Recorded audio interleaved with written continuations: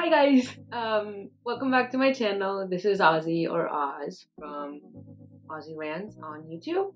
Now, some of you may not know me. I am a bookstagrammer and YouTuber, and safe to say, this has been an amazing experience. First of all, I would like to thank you all for the immense love that we've shown on the previous video, which I am very grateful for because that was my first video ever, and I did not expect it to go that good or that wide into the world. But it got what it got.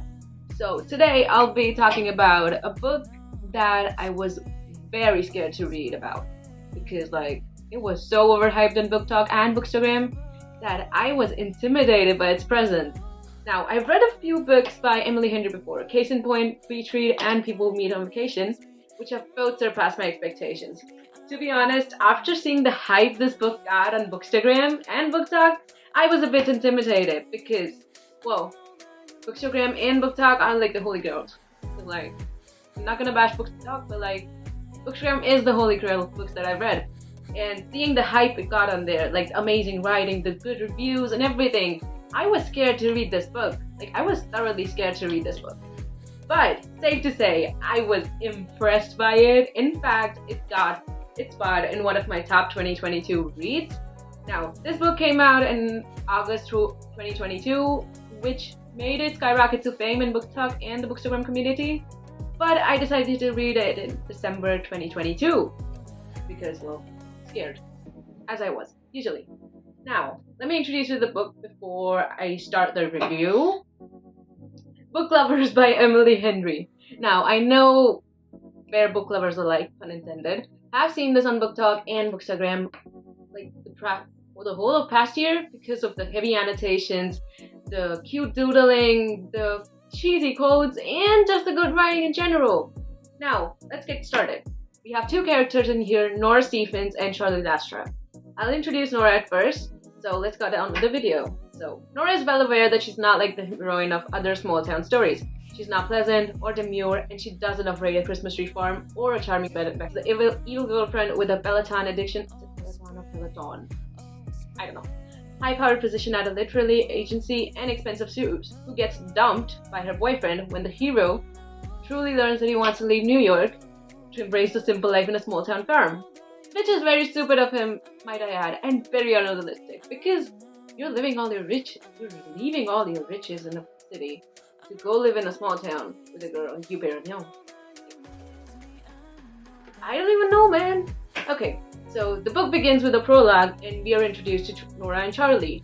Nora's life is, going to shit because, her ex-fiancé cheated on her and dumped her for a girl in a small town farm who, dare I say it, operates a bed and breakfast inn with her family. And she has decided to meet Charlie for lunch to pitch in her book, Once in a Lifetime. And Charlie, being the pompous idiot he is, denies the idea, and Nora being Nora is like, suck it, this book is gonna be the next big thing. Flash forward 2 years into the future, Nora's life is amazing. Once in a Lifetime is a huge hit. Now, this book is set in Sunshine Falls, a small town in North Carolina, which is real, by the way, in this book. So, we're also introduced to Nora's bubbly little sister, Libby, who suggests that Nora take a break from the hustle and bustle of vacation city life. And Nora agrees to take a vacation to Sunshine Falls, a small town in North Carolina. Now, this place is actually where the book Once in a Lifetime is set. So Libby's extremely excited to visit the place because she's a huge fan of the book. To please her little sister, Nora participates in Libby's checklist of iconic small town events, which include stuff like wear a flannel shirt or go on a date with at least 2 locals, which Nora is skeptical of. Who wouldn't be skeptical? So, fast forward, we arrive in Sunshine Falls, where Nora encounters a certain grump. Yes, that's Charlie, again. Here to terrorize Nora's vacation with his good looks and humor. Now, this is a spoiler-free review, so I will not be delving deep into the plot of this.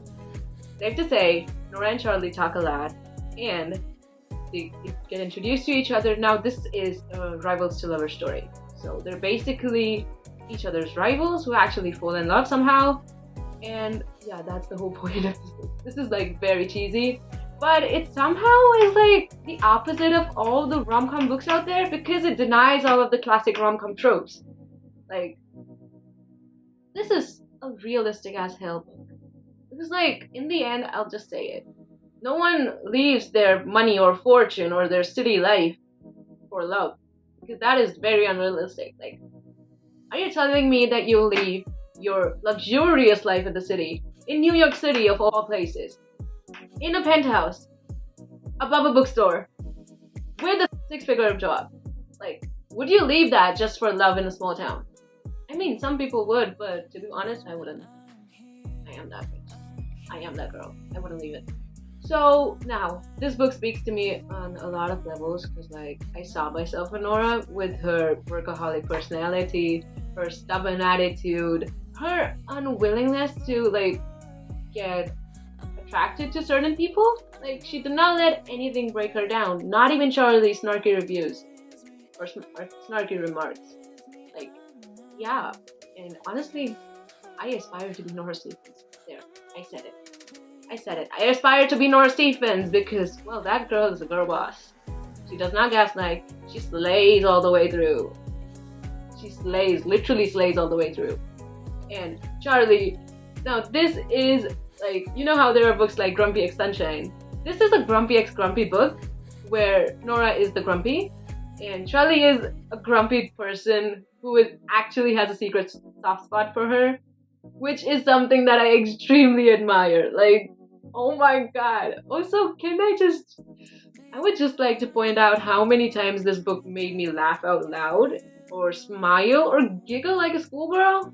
Like, the writing, like, that's really good. That's amazing writing from Emily Henry. And I'm rambling on. Anyway, that was the review for this book. 5 out of 5 stars. Definitely my top 2022 read. Like, this surpassed Our Violent Hands and Foul Lady Fortune. This was that good. And all of my expectations were met. I was not disappointed. The only thing that I would have liked to see a bit more of in this book is how Nora's past life or past experiences were portrayed. Like, I would just like to see a bit more explanation on that, because like, I can kind of relate to it, which is not a good position. So anyway, this amazing book, 5 out of 5 stars.